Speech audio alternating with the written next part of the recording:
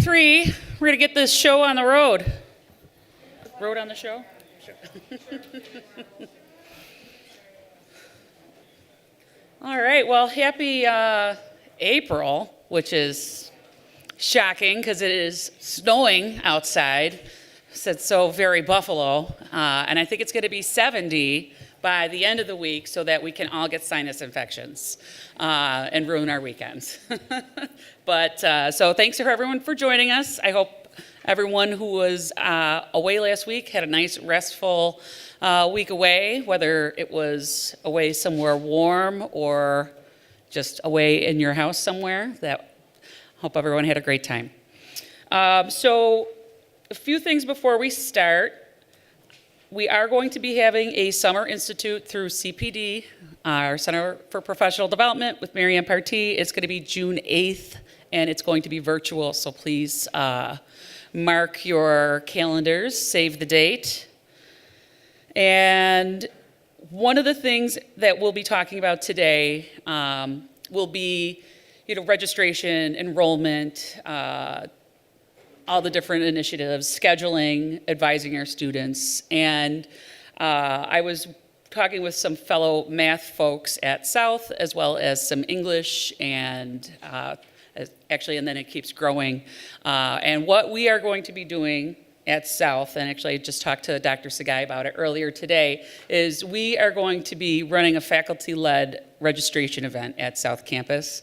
And it's going to be next Wednesday, the 27th, in Building 4 from 10 a.m. to 2 p.m. It's a faculty initiative.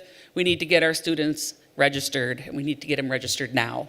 I know it was tough last week because we were not on campus when the schedule went live, and some students are having difficulty navigating Workday, so we got some computer labs, and we have some faculty. We have counselors coming in and helping us, and we're going to get them in, get them logged on, and get them registered. And because it is a student event, there is money available for current student events. So something like this, for example. So we are going to be having food and drinks as well for the students when they come in and register. So I want to encourage anyone else out there. This is something that we can do as a faculty team to help our students, to get our students registered. Because if we get them registered before they leave, then we have a higher rate of retaining them for the fall. And it'll help with scheduling and all of that if we have them in now versus, again, that last week of August that our students, always, we get a big push of students that are registering then, but if we can get them done now, that would be better for everybody all together. So if you are interested in anything like that, you can feel free to reach out. If you are a South Campus faculty member and you want to help out at this event, just shoot me an email or call me or any of the things, and we'll get all our students ready to rock and roll for the fall semester.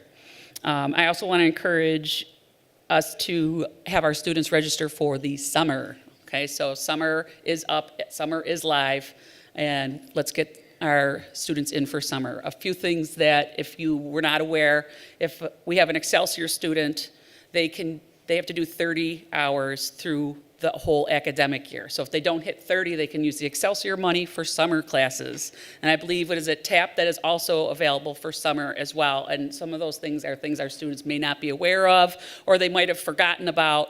So please make sure you focus on that as well and encourage our students for registering for summer and for fall semester. So with that, I'd like to welcome our college president, Dr. Balkin.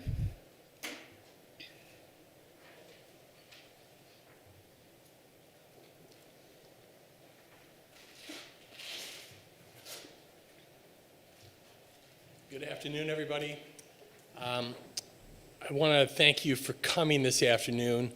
I'm very interested in trying to figure out, obviously, how best to communicate the messages that we have to ensure our students, our faculty, our staff are singing, consistently. And to that end, I just want to let you know that I am engaging with a professional PR firm to help us ensure that our messaging is clear, that we have a strategy for messaging, because one of the things that really concerns all of us is people thinking that our college is on the down and outs, right? That we're struggling, and candidly, we're in the process of fixing a lot of things. And the things that have to be fixed, I think most of you will recognize that they've been problems for a while and they just haven't been addressed. And frankly, I want to ensure that all of us are basically sending the same message, that the challenges that SUNY Erie has are internal challenges. It's not that we don't have great faculty, we don't have great programs, we don't have great opportunities for growth. It's that we have, frankly, not done what we needed to do to keep things in financial good order. So with that, I want to highlight that also, obviously we're focused on how to streamline, how to save money, how to, ensure that we're going to be sustainable. But there's two sides to that. And one side that I probably haven't emphasized enough is the amount of work that I'm doing in the community to stir interest in SUNY Erie. And frankly, it ranges from my working with superintendents of high schools.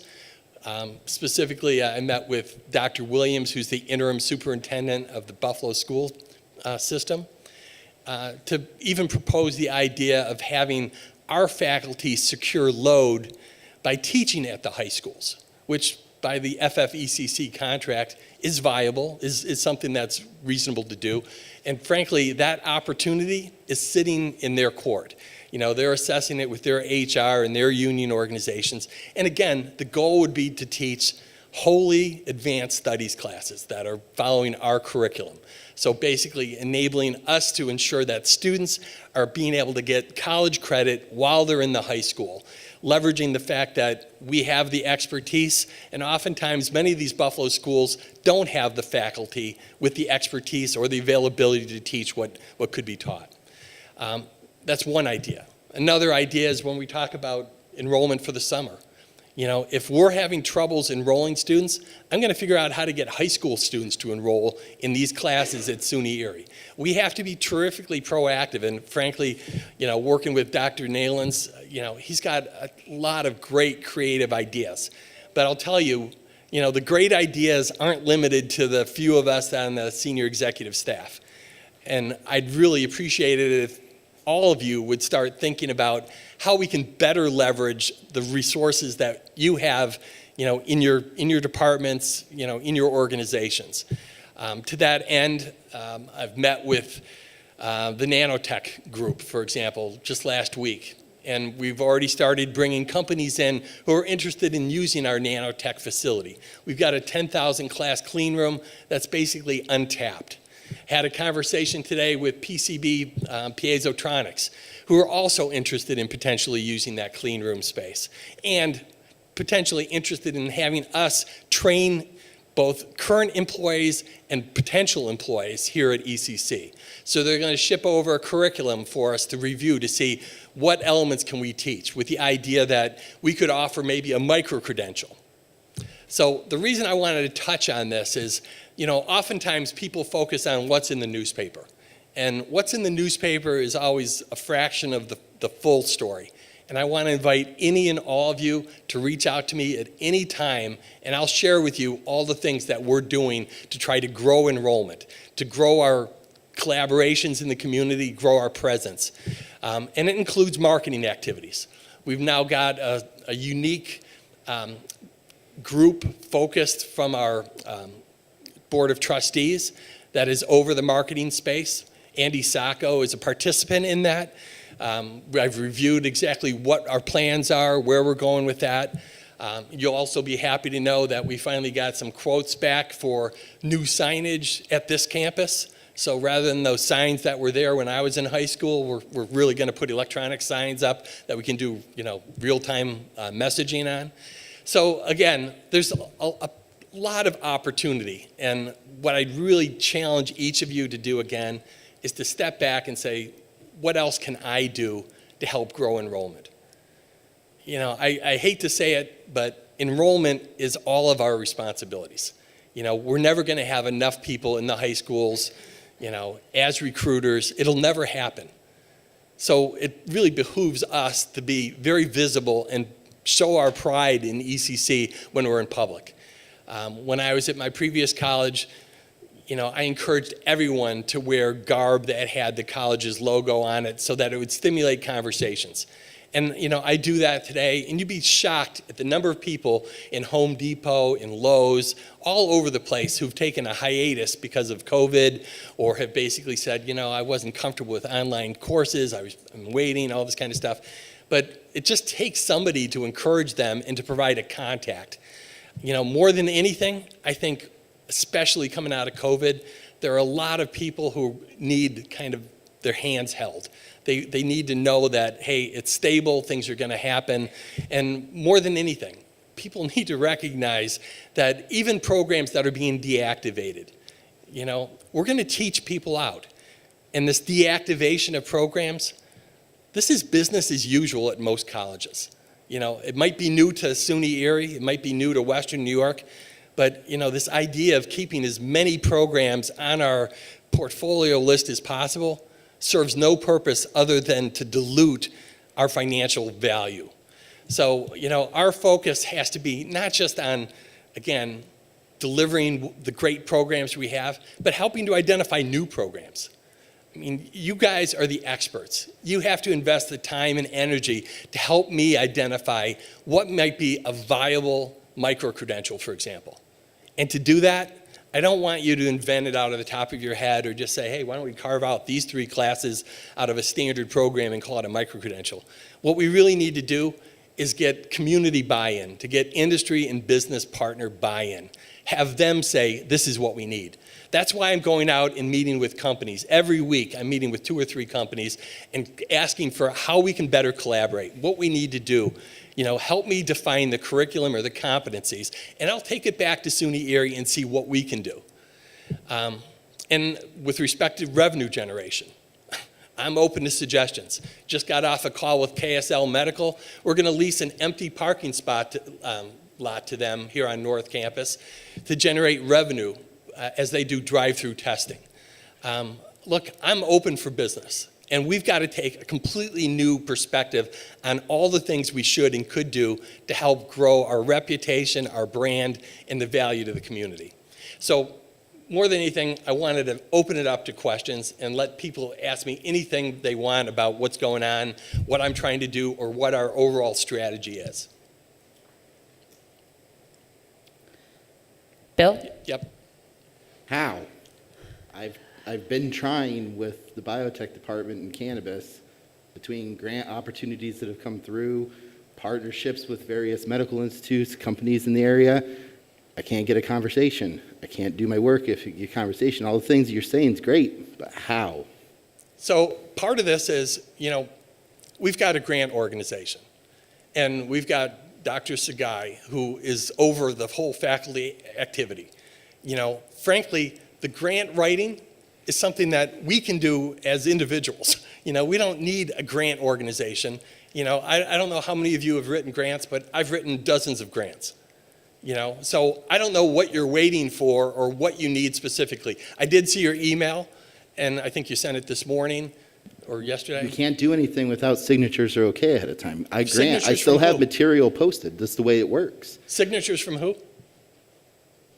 Anybody, academics, you, So I'm willing to sign anything. Get it in front of me. I mean, Yeah. if there's an opportunity, I'll sign it. Sure. And I'd be happy to have the conversation whenever you like. I write down my availability every single week for a month and a half. I've tried. well, it hasn't come to me. For whatever reason, it hasn't filtered up to me.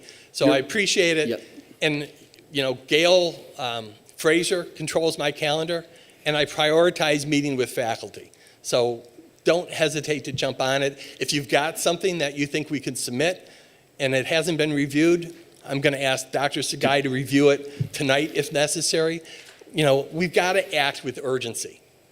All this stuff, and look, I'm not pointing the finger at anybody, but the point is, all of these things, it can be overwhelming. I'm sure all of us have a lot on our plate, But part of this comes down to prioritization. And to your point, if we're running out of time for that grant, thank you for flagging it to me, and I'll make sure it gets signed off.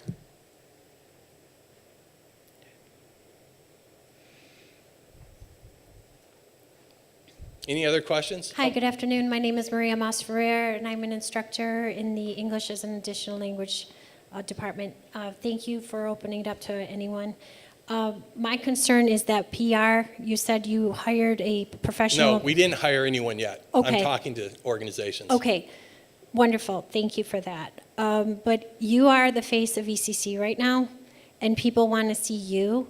It would be wonderful if you would just stand in front of any of one of the campuses and say, hey, here we are, have a news conference. Have people come to you. You don't need to hire anyone. You don't even need to use your marketing department. You can take care of that because people want to hear from you. Right now, we're only hearing one narrative, and it's all negative. And so people are panicking, students are panicking. Our enrollment is lower now than it was a year ago because students think we're closing down. They're just hearing negativity. And if I was a parent and I had a child who wanted to go to a college, would I send them to a sinking ship or would I send them to a place that was viable and had a future? And I know that sounds horrible, but we need to hear from you in front of everyone. So I Thank absolutely you. agree. And I'll go and speak to anybody and everybody as possible. I talked to Dr. Sagai after her last presentation at South Campus, and I believe we're scheduled this week to South Campus. Okay, well, we're scheduled in the very near future. More than happy to do that.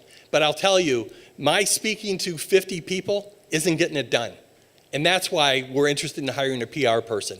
I can go and speak to 50 people every day for the next month, and it's not going to get it done because they're not the people that need to hear the message. So one of the challenges that I'm focused on is trying to figure out how to roll out the message, when to time it, how to make sure that all the audiences are going to be able to hear what they need to hear, or at least point them back to an editorial that I write or something that's going to be comprehensive.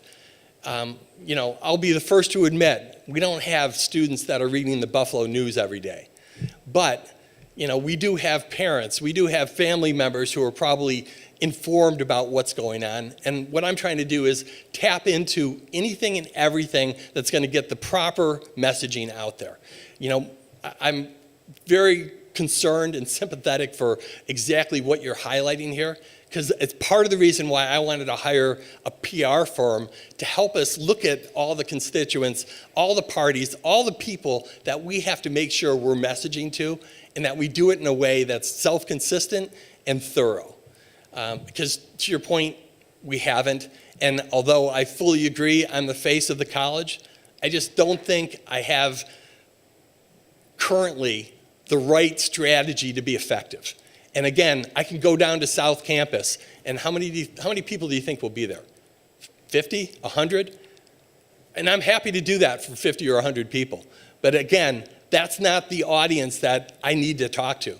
So, Dr. Nelens has been helping to craft a letter to school superintendents, to, parents of, potential students. I mean, the breadth of what really needs to be done in order to ensure that we communicate this properly is a full-time job, which is why I'm looking at a third party to help us. Dave? Hi, please bear with me. It's a little extended question, but at the last meeting you had mentioned that the RPK group was going to be doing a report funded by the Oshai Foundation. And I was a little excited because I'm part of the Suny OER group with ECC and with Suny.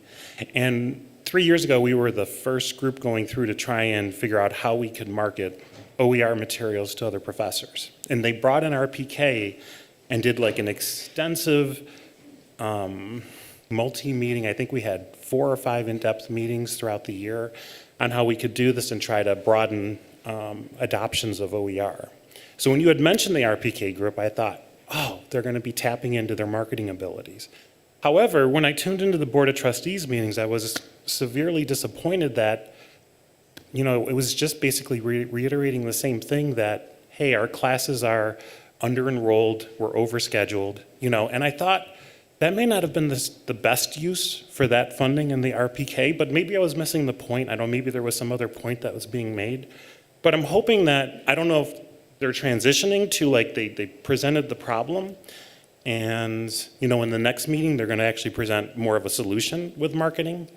So that's my question: are we looking forward to the RPK group maybe to step it up and say, hey, we've presented what the past has been, now let's see what the solution is? Yeah, so great point. And, I agree with you fully. The first meeting and the first steering committee meeting and the preliminary readout to date, frankly, has been no new news to any of us. And to that end, I think next week they're presenting to the steering committee a series of recommendations. So those recommendations are far above and beyond just an assessment of the situation. So hopefully it's going to have a lot more meat to it, because candidly, again, for them to read back what we already know didn't mean a lot to me either. So I've had that discussion with the principal, Katie Hagan, who's involved. She understands what we're trying to do, what we need to do. They have a significant scope on their plate that they're helping us to frame. And, again, it's part of the realignment to say how best to move forward, recognizing this is what we've found, right? It's not just, this is it, you're on your own. It's like, how do we go from where we are today to where we need to be? So again, I think the steering committee meeting is sometime next week. And I'm cautiously optimistic that it'll have a lot more meat than you've seen historically.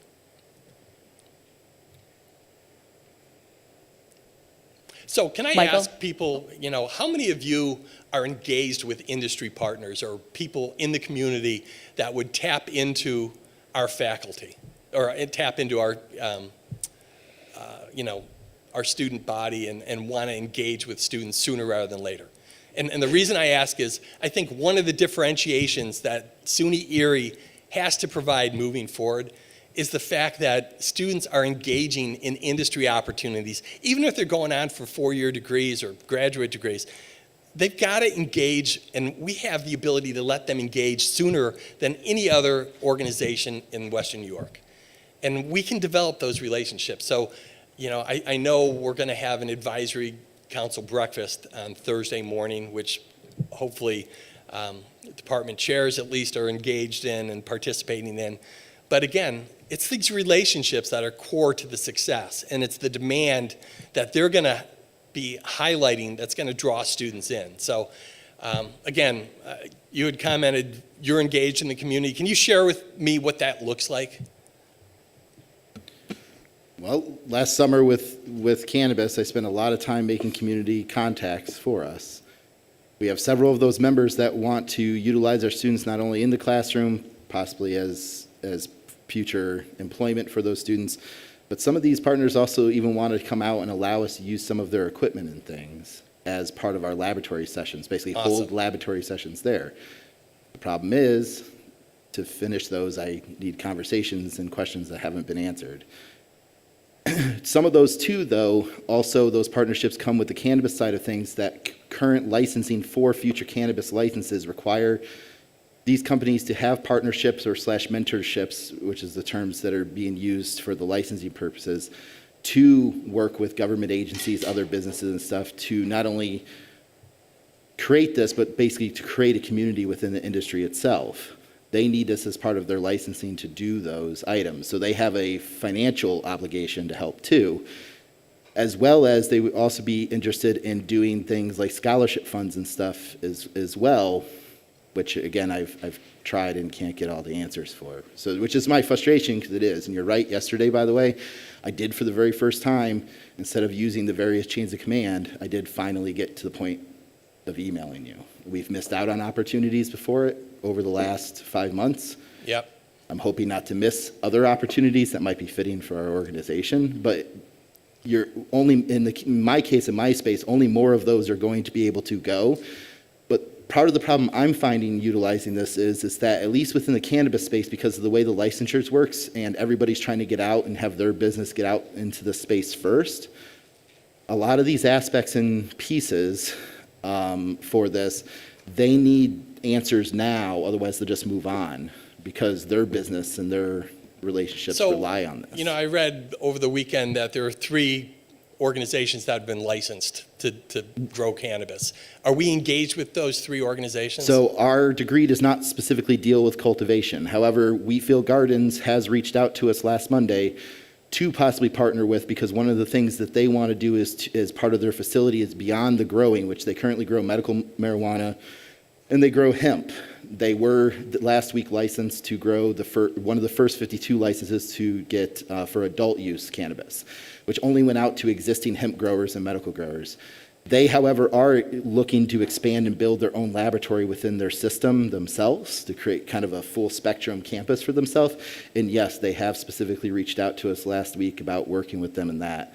We have other ones such as BioTracks and stuff that would not only take students, but able to allow us to happen to have a lot of those experience with things that we don't have here, including creating protocols for our students. There's a lot to this, but again, it's a speed game at this point. They can't wait and then wait again and wait again. There's just because it's their businesses in the industry, and that's just what the industry's doing right now.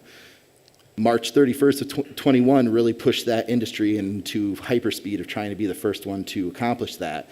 We luckily had a degree that happened to get approved by state at the same time. We were ahead of it and we could have done it. We are behind it now. Well, I have to tell you, you know, coming from industry, I know time kills deals. And, you know, I'm used to moving a lot faster than we move here. And, you know, I'll pull people kicking and screaming if we have to. But, you know, frankly, if you're not getting the satisfaction you need, come to me directly. Because, again, part of the reason I ask about, you know, these 3 organizations that are growing, independent of whether or not it aligns perfectly, you've got to be in the know of who is in the community, who's doing what, because they'll be part of your network and they'll promote what you're doing.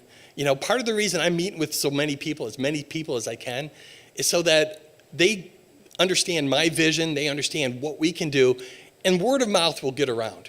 You know, whether, you know, we're meeting with them directly, you know, I want to tap into their networks and let them share what I'm doing with their friends, their collaborators. So again, this idea of all of us being in the community, sending a positive message about we're engaged is critical to our future. There is no more excited organization right now than a cannabis company to work with people.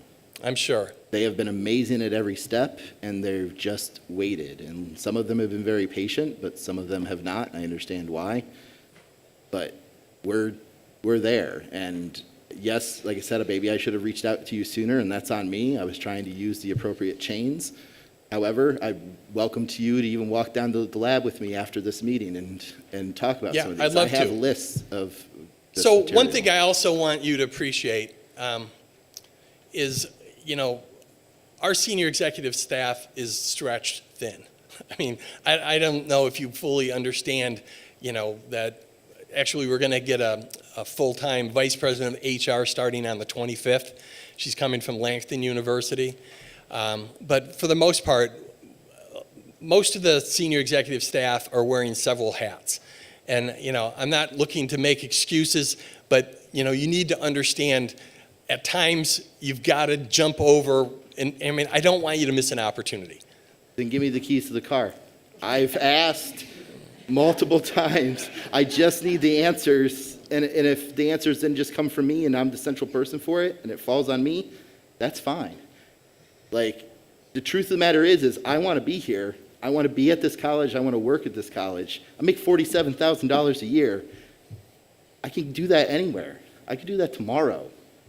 No, I understand and I appreciate it. And frankly, you know, the love of teaching, your enthusiasm for helping others that grow, you know, our workforce capabilities, you know, SUNY Erie is critical to this region. You know, make no mistake, you know, the county executive may say, you know, this could go south. You know, that's always true of any college. But we're in control of our future. And that's part of the reason I really want to encourage everybody to better engage with the industry sectors that are associated with their programs. I mean, there's no reason for us to be in a position where we can't go in to an enrollment day and basically share with students, look, here's a program of study, what it would take for you to get a certificate, a degree, maybe a micro-credential, and on the back of that sheet, show all the logos of the companies that are waiting to hire you and the starting salaries. You know, we could really promote the opportunity. And right now, again, I'm not privy to everything that's going on, but right now, things just feel too passive. You know, we need to take control of our future because it can be fantastic. It's just everyone having to say, look, I'm going to invest the time and energy to do something maybe I haven't done before, but something that needs to get done in order to ensure that we get the visibility we need. So again, that's my perspective. You know, when I was at my previous college, I had a lot of people engaged with every aspect of industry. I mean, we had English majors talking to copywriters. It was crazy, you know? And again, the opportunity is limitless. It's just stepping back and saying, you know, what else can I do? So again, if you're interested in brainstorming, I've met with several of you, love to meet with all of you at one time or another, but I love coming up with new ideas for how we can grow the college. I love coming up with collaborative ideas. And by the way, right now, we're in the catbird seat. I mean, I don't know if you fully appreciate, there are so many companies and businesses that are struggling to get people, and we could be that pipeline tool. We just have to develop the relationships and come up with the models that are appealing. And to that point, I mean, when I say we're in the catbird seat, there are a lot of companies who are willing to say, yeah, we'll pay for the micro-credential, or we'll pay last-in scholarship money. I mean, they're that desperate. So again, I just think the opportunity is amazing, and you know, I really invite each and every one of you to jump on my calendar if you've got unique opportunities or challenges that you need help addressing. Great. Sorry. No, you're fine. Jackie had a question? Yeah, more just a comment to sort of piggyback off of what you just mentioned about English majors being connected to the copywriting industry. I think we have an opportunity also to message what we are already doing in LAS with liberal arts and sciences. We are, in fact, training people for professional success when we promote scientific reasoning, critical thinking, creative thinking, writing. These are fundamental to a lot of our programs that we have. So I agree. And frankly, you know, I'll be the first to say, you know, if I had it my way, everyone would get a 4-year degree in liberal arts before they did anything else. My wife has a PhD in English. You know, I see just tremendous value in being able to communicate clearly. See, I almost said that right. But, you know, at the end of the day, the thing that is going to make our students successful in business, in the community, is their ability to communicate. You know, frankly, no one who you know, has a lot of troubles writing emails or writing letters or conveying their ideas or selling their ideas thrives. They don't succeed. You know, you got to learn to be able to sell, and part of that is having the emotional intelligence and the skill set to know how to do that. And frankly, you know, I pray that in each one of our classes, people are breathing into our students what it means to be a successful employee. You know, it's one thing to say, hey, I got the certificate. You know, frankly, certificates don't mean anything, or degrees, they don't mean anything if they're not using them to the proper end and they're not successful. You know, I mean, I want to move our end game, you know, past what they do here. I want them to be wildly successful alumni so they contribute back to the college. That's the way it should work. Just to say one thing, actually, I have 3 posters here of 3 former students contributing back to the college. I love them. They're going to be here. They're going to be at South Campus next week giving talks for open studios and symposium in philosophy, art, music. It's exciting. Thank you. Yeah, thank you. Thank you. They're alumni. Dave? Yeah.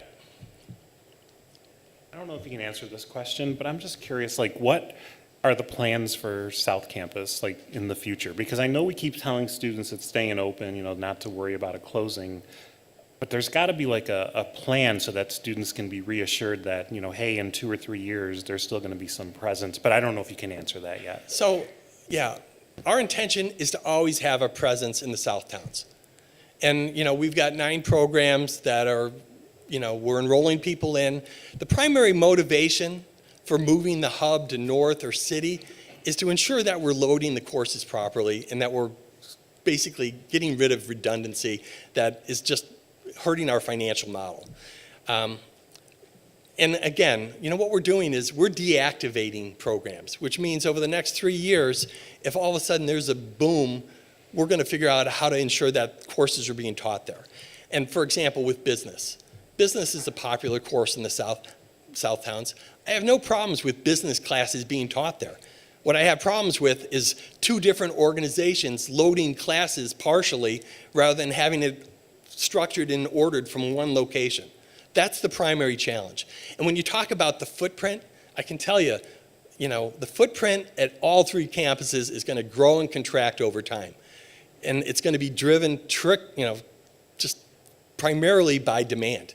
We're not going to be able to be all things to all people everywhere. I'll tell you, the thing that also surprised me is a lot of people are concerned about, oh, you're shutting South Campus. That means we'd have to drive 20, 25 minutes to the city or, 35, 40 minutes to Main Street, North Campus. When I was in Indiana, people drove 2.5 hours a day to get to our college. 2.5 hours. So I don't know if we just set an improper expectation. And granted, this is probably, pre-current gas prices. But, we're willing to shuttle people too, right? I mean, we're willing to do what it takes. And what I really want to do, and part of the reason why I'm interested in getting the PR team involved, is to make sure we convey to people, you should have no concern with enrolling in any class. Because as soon as you enroll in that class, SUNY Erie is committed to teaching you out in that program. We have to. By the credentialing organization, by the Department of Education, but people don't listen to that. They're focused on a bigger worse story. But at the end of the day, again, we have terrific capabilities. I would love to identify new programs that we can put in the South Towns area. And I will tell you, part of the contraction of our footprint is going to be because we're going to leverage assets that are in the community. You talk about what's available, equipment, all that kind of stuff. I don't want to purchase things that are readily available at companies or other organizations in the area. I want to collaborate with them. And by, in like kind, have them collaborate with us. So again, I'm a big believer in a rising tide lifting all boats. I think this area just has terrific potential. The opportunities for new business, leveraging our nanotech facility more fully to get more people, especially economic development corporations, in and seeing what our capabilities are, it's critical to the success and growth of this region. And we can do that. We just got to decide we're going to do it. We just got to invest the time and energy and say, hey, for the next 6 months, I'm going to go all out and see what I can do to grow my program. Do it for 6 months. And you'll be shocked at what can happen.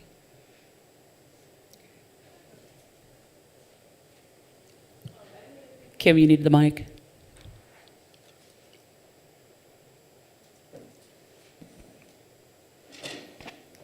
At any of the 3 campuses, are there plans to do any activities over the summer to try to generate revenue?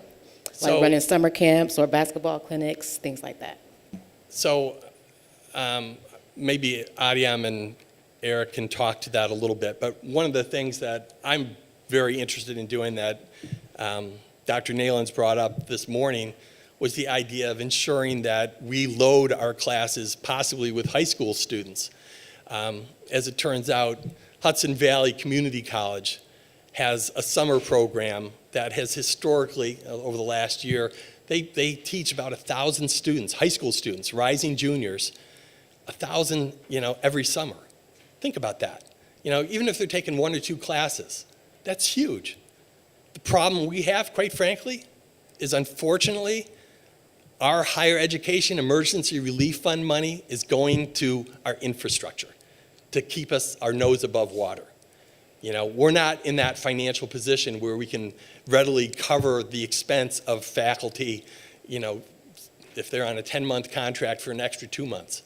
But I'm open. If we're in a position where, for example, Kathy Klesto highlighted today, We might be in a position where in the fall we have faculty that aren't fully loaded. And if we know that, the question is, so is there a way we could extend their contract so that they could teach a summer class to get load? And again, I haven't broached this with the union, with Andy Sacco at all, but what are we going to do to get creative to ensure that we're gainfully engaged and employed? We can't sit back. We got to come up with new business models and new strategies. And frankly, the future is different, So, we've got to get creative. And again, I'm open to ideas. I know several of you have come to my office with great ideas. I've met with a lot of people. And 201, great ideas. We just got to figure out how to implement them.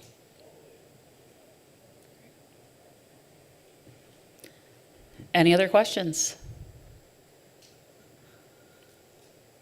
Okay, thank you very much. All right, thank you very much. And as he said, Gail Frazier is in charge of his calendar. If you want to get some FaceTime, reach out to her and you can make those conversations happen. All right. Approval of the minutes from March. Can I have a motion to approve? Bill, second. Tom, sorry. Or any questions, comments? Okay, so they're accepted by consent. Dr. Jason Steines was not able to be here today. He is the mastermind behind helping plan 7.5-week courses. We're working on developing a survey for our students to make sure that their needs are being fully met with these 7.5-week courses. If anyone is teaching them or working with any of the students that are taking these classes and you have suggestions for the survey, please reach out to him. Governance, Michael Rio. So there are just a couple election updates. Those of you that are serving in at-large positions, the election cycle will start after this meeting. On April 20th, we can begin accepting nominations for those at-large seats. They were not staggered when they were introduced, so everyone's up for election at the same time. The elections will be open until the 29th of April. At-large means anyone at the college, so anyone working in any capacity at the college is able to fill those seats. And we'll have the elections from May 2nd to May 8th, and we will report the results at the May Senate meeting. Please share with colleagues that those calls for nominations are open, and we'll try to get messaging out to the college community. There will be an election for officers in May, and that will include just the secretary position, and those nominations come from the floor and will happen at the May meeting. At large, voting liaisons will also be entering the election cycle in May as well, and those positions that are currently filled, I think, are all up. And if we don't have accurate records, please let us know if we missed anything. But I think everyone's up for election this time around as well. Questions? Thank you. All right. Thank you, Michael Rio. And also as a reminder for the voting liaisons, the only people that can vote for the voting liaison representatives are all the different liaisons of the college, which will figure out how that election will work. Yeah, I think we need to revisit the membership and get some of those seats filled before that election. Yep. All right. Thank you. Faculty Council of Community Colleges. Jackie Bossman represented SUNY Erie at the most recent plenary and has all sorts of awesomeness to share. Hi, everyone. Let's get this. Okay, so early this month, the Faculty Council of Community Colleges met in Saratoga Springs for the semesterly plenary. This was our first meeting in person since 2019 due to the pandemic. I'm just going to take up probably, I'm going to say about 7.5 to 10.5, not to be specific, minutes of your time here to give you some insight into some of the conversations we had. And also to speak to how great it was to meet in person and to strengthen the relationships among the other faculty delegates of SUNY community colleges. The Faculty Council of Community Colleges is the official organization through which the SUNY Community College faculty engage in governance of the university. The FCCC focuses on matters relating to community college faculty and system-wide educational policies and other professional matters of SUNY. In those areas, the FCCC studies, advises, and makes recommendations regarding academic concerns, issues, policies, and programs, as well as provides opportunity and structure to the faculties of the community college to formulate positions on policy matters of common interest and function as a means for the interchange of ideas among the faculties of community colleges and between the faculties and the administration of the university. The Cpda Committee of the FCCC, which is the Communication, Professional Development, and Awards Committee, the committee I sit on, is creating a PowerPoint document that will provide a thorough summary of the event, and it will include relevant hyperlinks to websites on the topics of our discussions. I do expect that our campus will have access to that PowerPoint by the end of this month. So as I mentioned, today I will simply provide a bit of insight into our council discussions with the interim chancellor, the interim provost, and the SUNY assistant provost. And I will follow up that with 2 resolutions for endorsement. If you have any questions relating to FCCC or SUNY, please feel free to ask. I'll probably write your question down and pose it to the FCCC president. There's a lot of C's. If I trail off with C's, just, stay with me. See you repeating. But yeah, I'll present that question to the president and or the relevant committee chairs, okay? Okay, so in our conversation with the interim chancellor, Deb Stanley, she spoke a great deal about the governor's State of the State address and how Governor Kathy Hochul has used SUNY to express her agenda for New York State. The chancellor is focused on carrying out the goals of the governor's plan, which include a major increase to enrollment. I believe it's 500,000 students by 2030. According to the governor, SUNY is one way to rebuild the population of New York State. People often put roots down where they go to college. The chancellor placed emphasis on investing in people, ideas, and innovations, and spoke about the need for higher education to help revitalize New York State's middle class. SUNY was charged by the governor to develop a framework to bring about her goals. A delegate in this conversation asked a question about promoting system-wide enrollment at SUNY. They asked, how can we better redirect students rejected from 4-year SUNY institutions back to the community colleges? The chancellor mentioned that at Oswego, where she was the president for 20 years, does something like this, or Oswego does something like this, called the Start Now program. The idea is to focus on enrollment and not rejection. So rather than send a rejection letter, send an acceptance letter to a local community college, which then acts as a stepping stone to the 4-year school and establishes a program-based relationship with that 4-year school. Okay, we also heard from the SUNY Assistant Provost, Deborah Meckel, who is brilliant, and she spoke entirely on the general education framework, primarily on assessment and implementation. With regard to assessment, she mentioned that we need to ask some very basic questions, such as, how will outcomes be assessed? What are the learning outcomes? Is it intended to transfer? How do course learning outcomes fit into degrees? How do course learning outcomes map to program learning outcomes and institutional outcomes? Regarding grandfathering in students who are already enrolled under the previous structure, she said, we will not punish students. It is probable that there will be language coming soon to describe the grandfathering process. This will include transfer students. Even after students transfer, their SUNY general education began at a certain point, and that will be respected.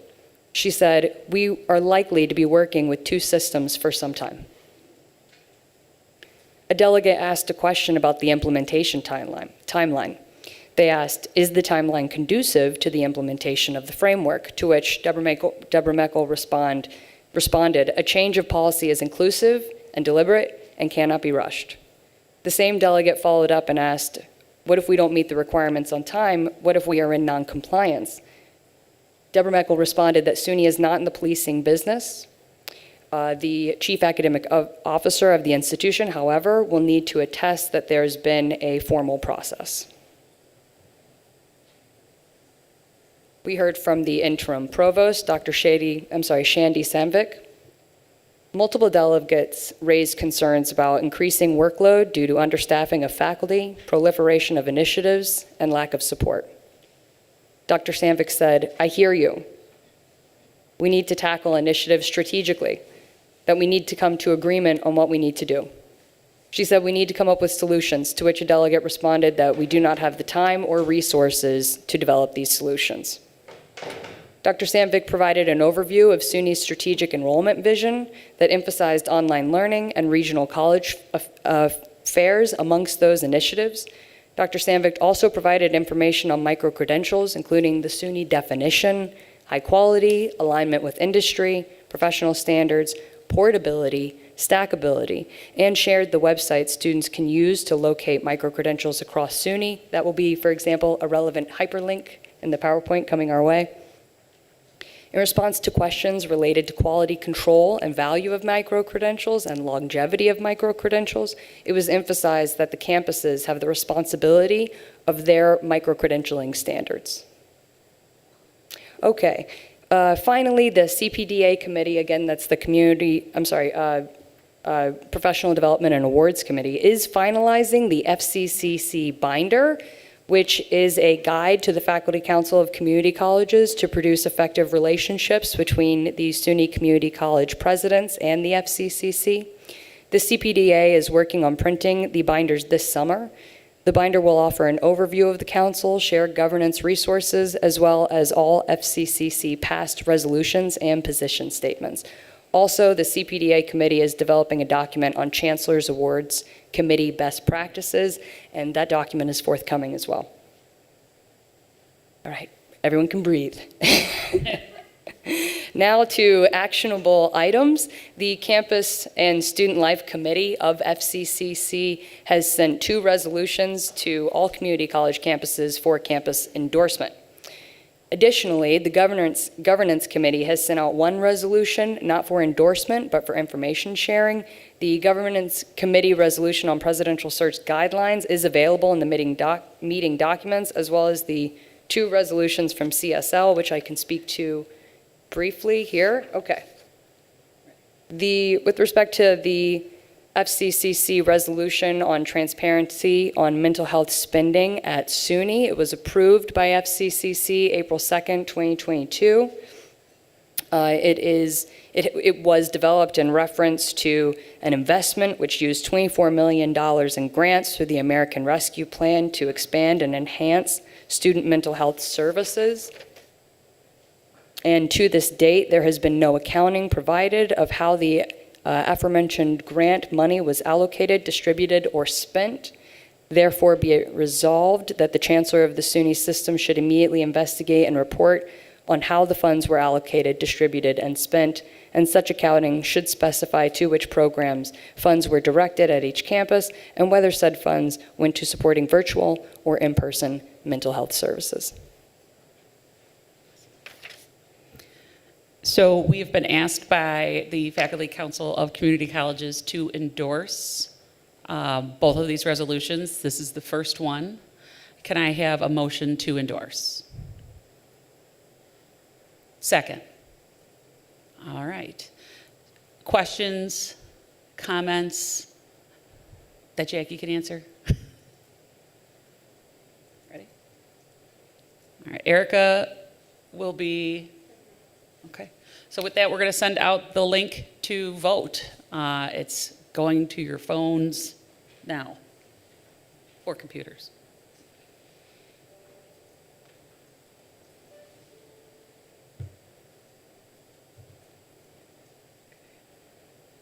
Does everyone not have a device to vote if you need it? Okay. Just checking. I got one.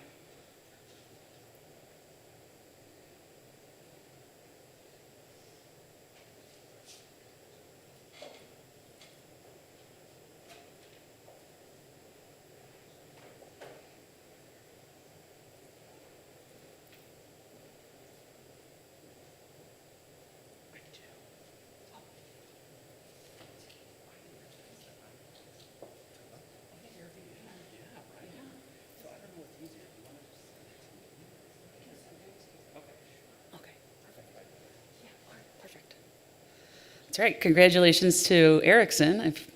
He gets to vote now because he's a VP.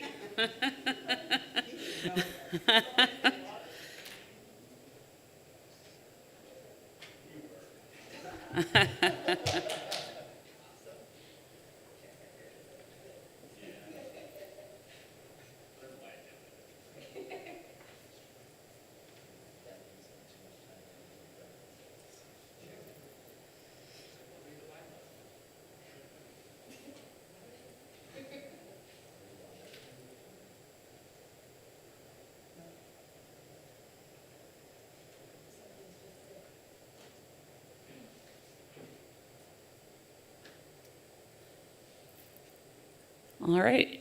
The motion to endorse passes overwhelmingly. So thank you. And we got one more. I'll let Jackie talk about it as I get it ready. Yes, okay, so the second resolution sent to our campus for endorsement was approved on April 2nd, 2022 by the FCCC, and it is a request for support of the New York State Bill Hunger-Free Campus Act. The resolution is resolving that the Faculty Council of Community College calls upon community college presidents and their roles as lobbyists for Suny and their individual campuses to advocate the New York State Senate and Assembly to pass the Hunger-Free Campus Act. All right. Can I have a motion to endorse? Jason, second. Bill? Questions, comments, discussion? All right, check your email.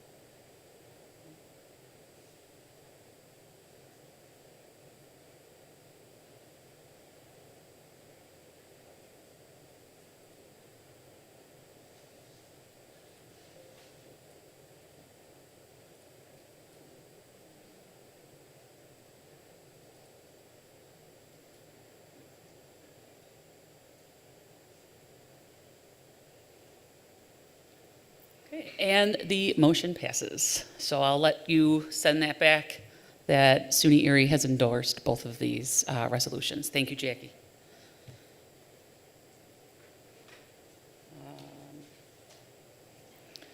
So on to new business.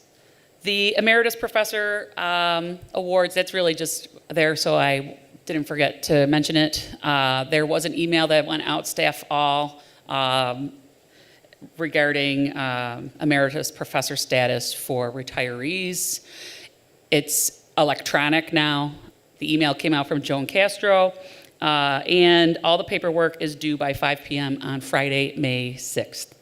So if you know anyone who is recently retired that you would like to nominate, all the information is on there, and I'll include it in the email later this week as well. Now for everybody's favorite topic, printing. Joe Lundeen. Thank you. Can you bring up the presentation? Thanks, Kelly.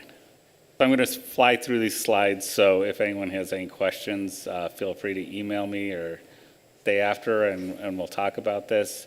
But I know previously some questions about the print project have come up in the College Senate, so I just wanted to make sure we're keeping everyone up to date on what's going on. So even before the SUNY print project started, we were already, we knew we had a lot of printer sprawl, and we were working with Toshiba to go and start removing local printers, that's printers that are connected directly to a computer, and we were working more to get network printers out there. And then SUNY realize the same, that a lot of colleges have a lot of printers out there. It's costing a lot of money. And after COVID hit, they found out that you don't need paper necessarily for every function that happens, so that some of these printers could be removed. So they came up with this Suny print project, which is a mandate for all the colleges. So what we're going through is not unique. All 64 Suny institutions are going through it as well. So the goals, I'm not going to read word for word, but it's obviously to use less paper, go more digital, enable secure printing. That means, releasing your jobs using a card. And they want to move away from desktop and single function devices, that is just a printer that prints, and go to more multifunction devices that can scan and copy. What do they want to do? Well, this has some sustainability as well. They want to reduce the number of impact of printers by 50% and paper by 36% across Suny. Saved 27,000 trees per year, reduced greenhouse gases, and conserved more than 23 million gallons of water. So again, this has, that definitely sustainability aspect to it as well. So the highlights of this, next slide, is that, they want to reduce color devices by 50% across Suny. The color, color makes up about 15% of the volume of printing, but it's 50% of the cost. They keep hammering that into us, so that's why I'm hammering in here. So every meeting, they're saying how much color is really costing us.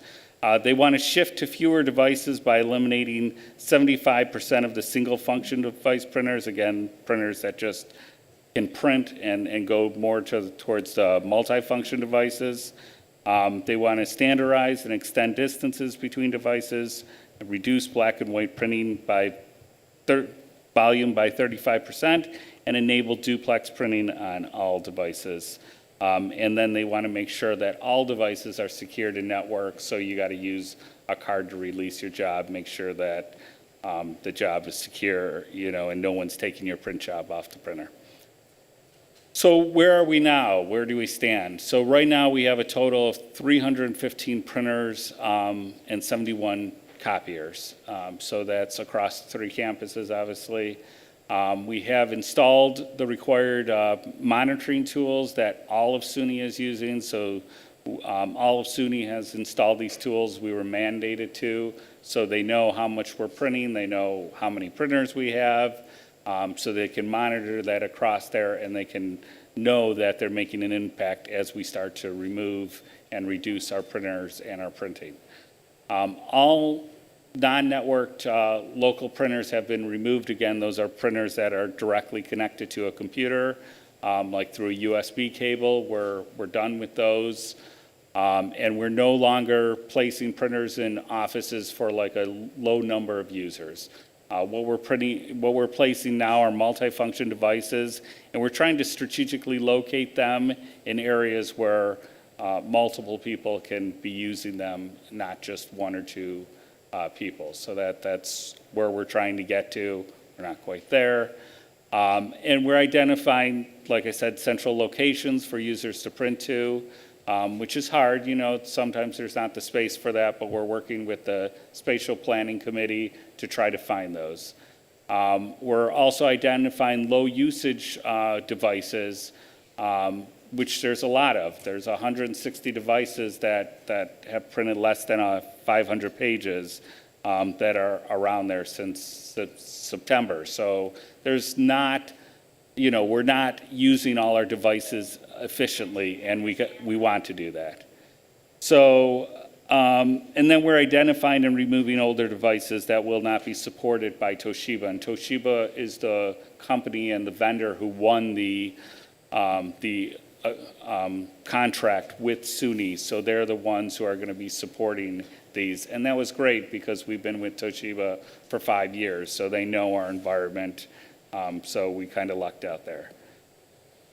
So then the next, sorry, this is kind of an eye chart, but it's uploaded on the site so you can download it. First, the active printers on here are not accurate. This is, the reporting is from a different program, and it reports active printers differently than ones that are printed to. But what you can't see here is that for color compositions and stuff, for color printing, we're almost exactly at 15%. We're at 16.9%, which is,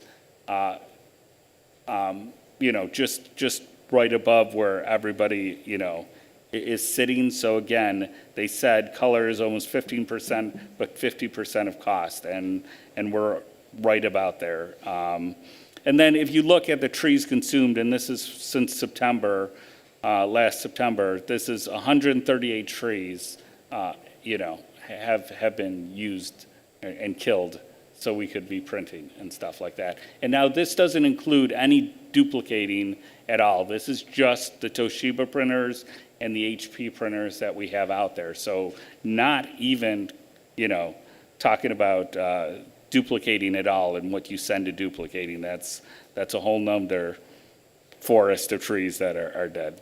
So, duplex is something else that we want to look at. You can see 40% of our jobs were duplex. What Suny wants to see is they want to see us putting 100% duplex. So everything goes duplex by default. And then if you need something that's simplex or one-sided printing, you would change that when you print. So that's where we are. Now, where are we going? Well, we're working with Toshiba, again, who's we've been working with for 5 years, and now they've won the Suny contract as well. So we're working with them to get their supported printing devices under the new Suny rate. So when they made the agreement, when Suny and Toshiba sat down, they said, here's the printers we're going to support, and we're going to give you this great price per page, and we'll supply you with consumables and repairs for all those printers. So not everything at our college is supported, but a lot of it is. I would say there's like about 80% of our printers are supported. So right now we're looking at the ones that are not supported and trying to get them off our network, so we don't have to pay a higher cost for those. We're buying back our leased copiers, all those Toshiba copiers we have now. They're in great shape, and since COVID happened, we weren't using them for like a year and a half, for the most part. So they're not even really 5 years old. I mean, they're 5 years old, but haven't been used for 5 years. So that's saving us a lot of money to buy out that instead of entering into a new lease or trying to buy a bunch of new copiers and stuff. So really saving us tons of money just to buy out the lease that we had. Then we're reviewing the data to identify the best printers to remove or consolidate by usage. The whole goal here is to use the printers more efficiently. So we want to see high usage on the printers that we have remaining, and we don't want so many out there that have low usage on there. We're developing print guidelines, which we already had some print guidelines, but we never officially released them because when we were going to, Suny said, hey, we're coming out with a new policy. So we held off, and now we're incorporating what's in the Suny policy into our printing guidelines. So it's clear to everybody what the guidelines are and what Suny wants us to do.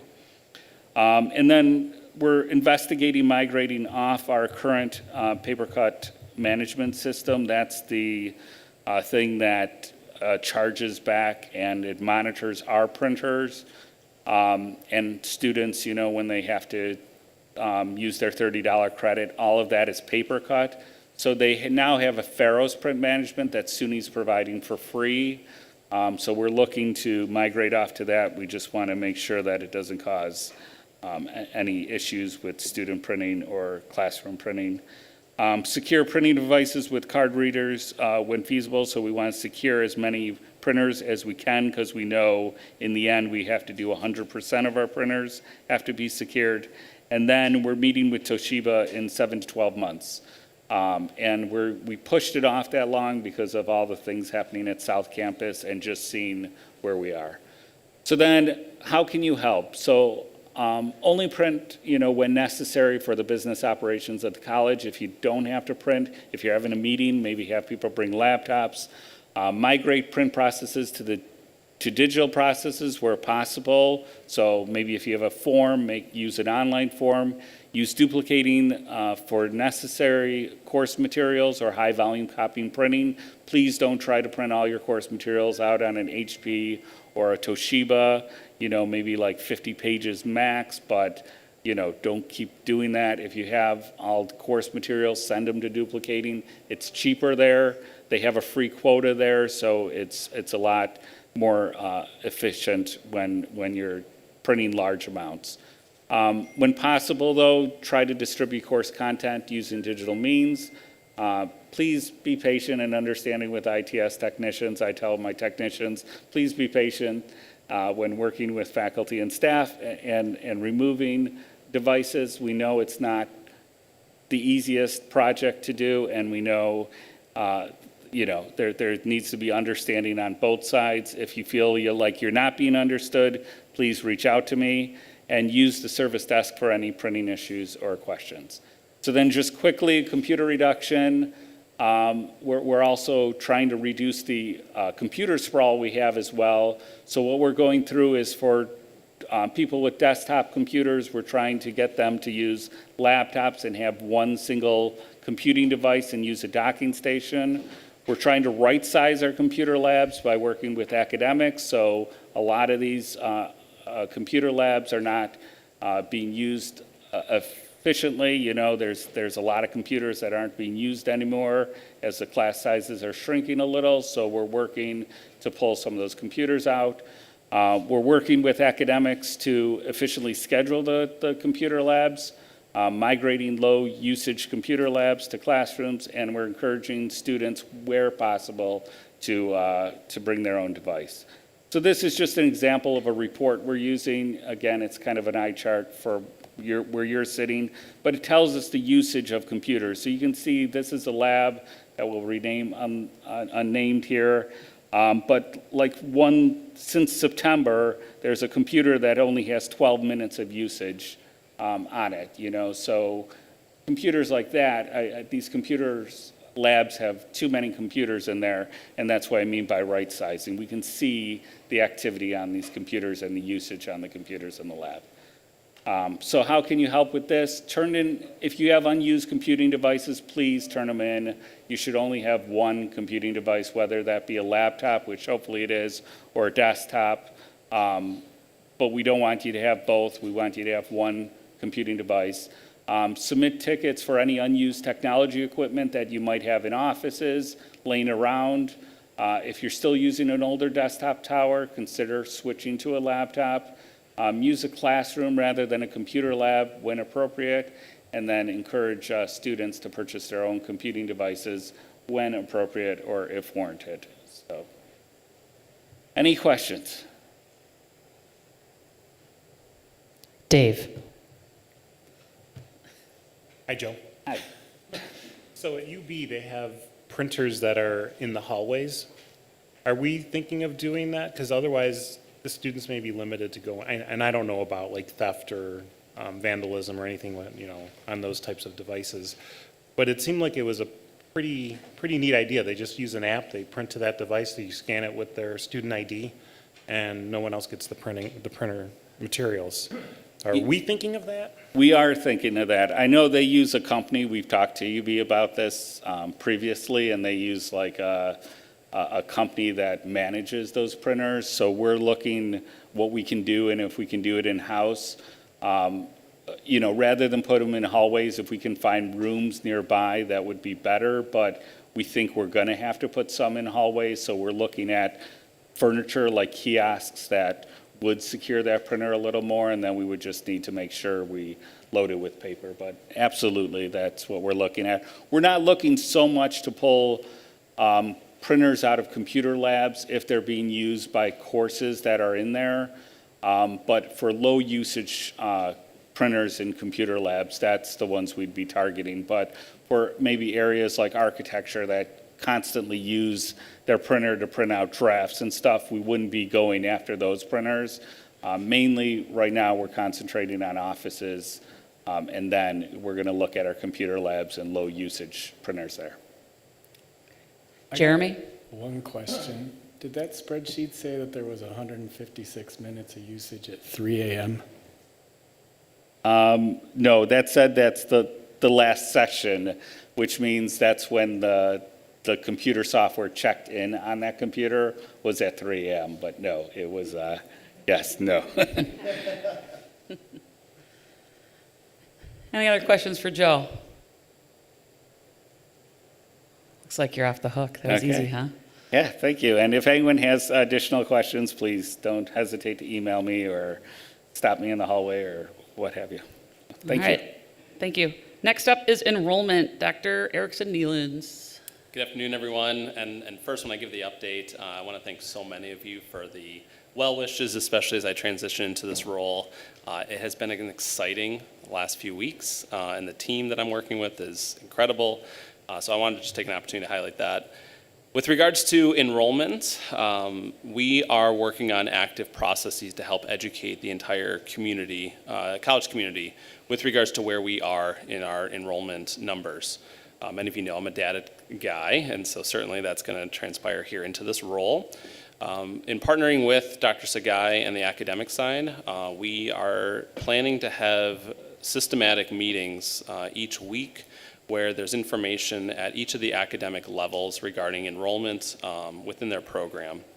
So what will happen starting next week is there will be an email to the entire college community that gives a high-level enrollment overview that'll look at new versus continuing students as well as by campus location. And then there'll also be an email that goes out to each of the academic divisions, drilling down deeper into the specific enrollment that we're seeing at the academic program level.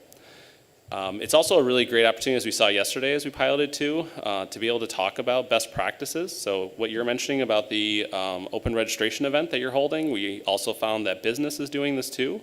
And then from that, I talked with Liberal Arts and Sciences about doing it. So that's a really great, I think, way for each of us to help each other in seeing best practices that are being identified across the college.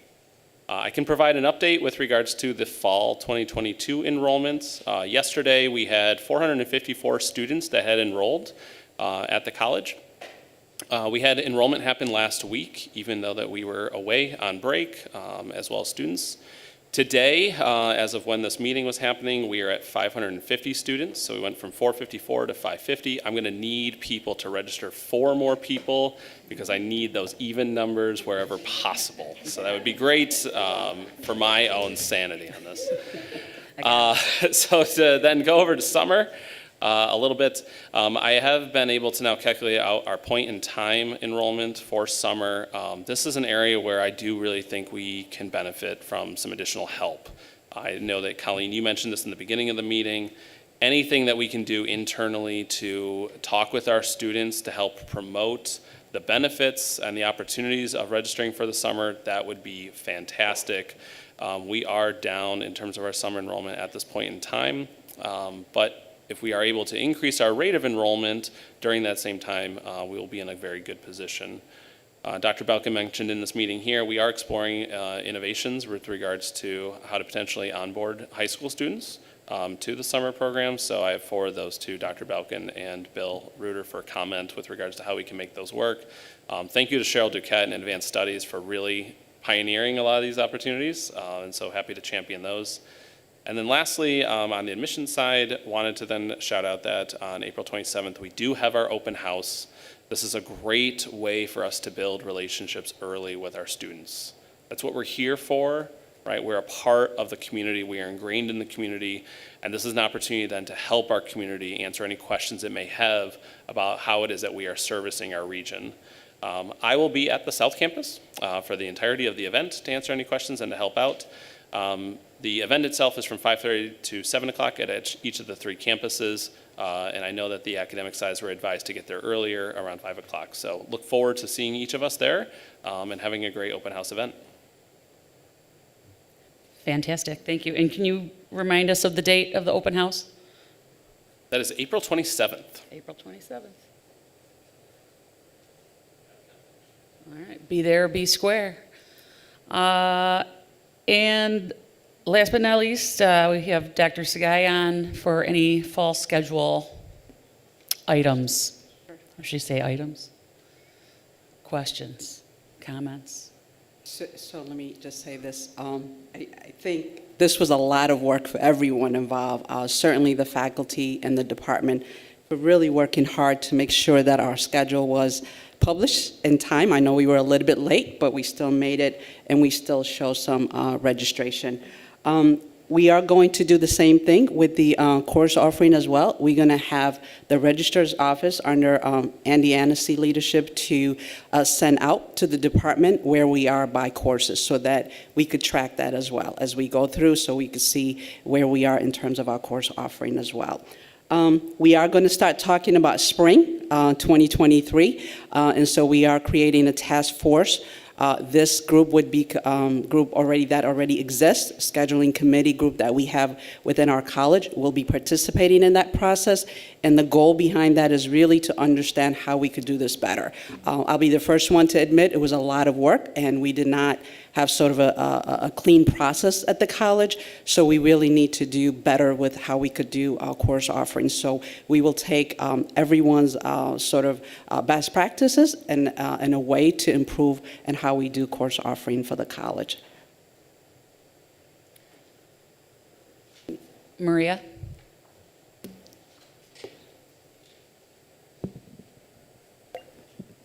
Hi again. Colleen, I'm going to need you to help me with something, please. Can you do a Google search for a keyboard for Arabic and then a keyboard for Thai or any other language that doesn't resemble the 26 letters of the English alphabet, please? As we know, Math 125 is an essential course. It's offered on all 3 campuses.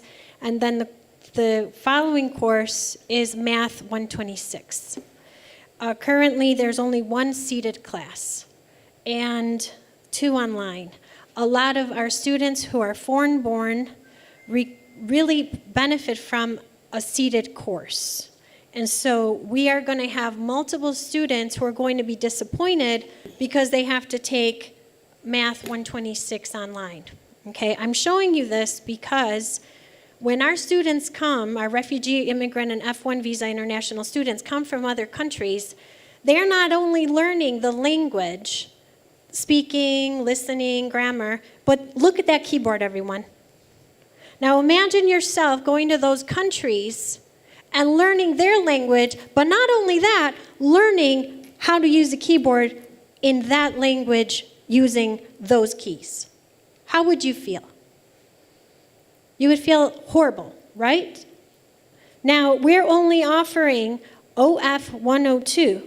We're offering only 1 seated course at City Campus, 1, and then 2 online. You mean to tell me that a course that's going to teach me how to use keyboarding skills is offered online? Is that logical? No. Okay, I'm a little upset and I'm sorry. I'm venting to you guys, but I don't know who else to vent to. Because our emails are being ignored, and our emails and our whatever you want to call it, it's just like, oh, who cares? It's just the foreign kids. Well, no. They deserve every amount of love and respect that we can give them. Absolutely. Okay? So I'm sorry. Thank you for your time, but this is very near and dear to us. The EAL department is not going to lay down. We are going to fight with everything we have for our students. Thank you. Absolutely. So this is near to my heart, too. As everyone knows, English is not my first language. I'm also a refugee who came to the college. I graduated from Suny Erie, so I'll be the first one to admit that this is also close to me. So by no means are we dismissing any students or anything, but I think we need to be realistic. We need to be efficient. As Dr. Balkin said earlier, we have to look at our efficiency, and course offering is one of them. I would also argue, and I don't think this is a place for it, but technology and doing it online for students who are foreign-born is also equally as effective. I know that for a fact because I have relatives that use that. So, but that's a different conversation. In terms of us, the college or the provost's office not responding, again, Dr. Balkin said this earlier, this is a lot of work. We are doing everything we can to be responsive to everyone as appropriately as possible. We're not perfect. I certainly admit that we have some ways to do this a little bit differently, and that's what I said earlier, but we're certainly willing to meet and talk. Again, this is about our students, and I know we used to do things differently. We cannot do business as normal, as the way we understand it to be. So I think part of it is that we just have to work together to do that. So Maria, I mentioned to you yesterday during our division that we would meet if we need to address some of the questions that you have regarding the ELA students or the sequencing and ensuring that those students get the appropriate course for them to take, whether it be seated or online. Bill? If you're looking for more people to sit on a committee that talks about this, you have my email. Yep, I'd be happy to. I certainly will 'Cause reach out to folks. I've redone it 4 times, and I still can't sign up a student for a full schedule because their classes don't exist. Right, and I think part of what we're struggling as a college, and this is something that we have to work through, we need to appropriately advise students. We need to appropriately keep students on track. We have not done that as a college, so that creates a lot of problem for us, right? What we don't want to do is offer courses where we have 3 students, right? So we need to come up with a plan on how do we appropriately advise our students. What's a little bit different about our college is that we have an advisement model that is faculty, as well as counselors, as well as students going and sort of self-registering themselves, right? So we need to figure out a better system where we have this process a little bit streamlined so that we could appropriately offer the right courses and making sure that students are staying on track.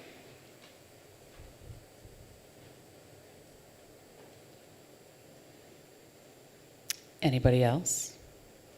All right, to that, as far, Bill, with your comment about students, you're having trouble helping them get a full schedule, we need documentation of those kinds of things.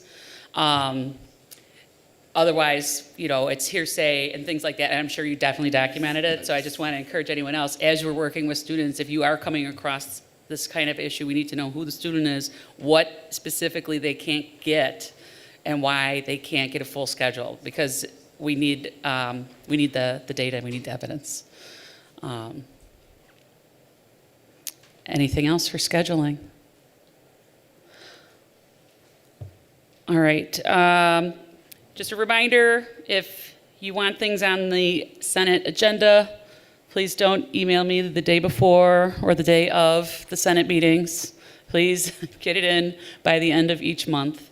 And then lastly, we do have, for the good of the order, I do want to mention Sue Holdaway just emailed me. There are scholarships for textbooks for students, and the application is going to be out soon, right?